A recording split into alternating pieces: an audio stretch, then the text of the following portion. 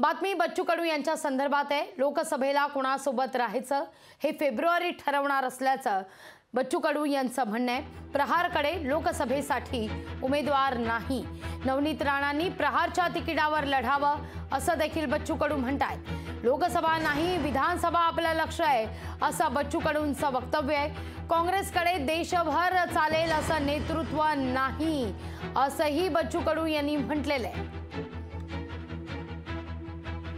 निश्चित नाही आहे। आता फेब्रुवारी महिन्यात आम्ही बैठक घेतो 15 ते 20 तारखेला आणि तेव्हा एक कशा पद्धतीनं कुठं कार्यकर्ता ताकदीचा मिळतं का कसं आहे। आखरी लोकसभा मोठी निवडणूक आहे आणि त्या संदर्भात निर्णय घेताना थोडा उमेदवारी मजबूत पाहिजे आणि युतीत भेटला तरच ते स्वतंत्र लढण्याची ताकद आमची सध्या नाही आहे। आमचं असं मत आहे का मतदारसंघ आम्हाला भेटला पाहिजे,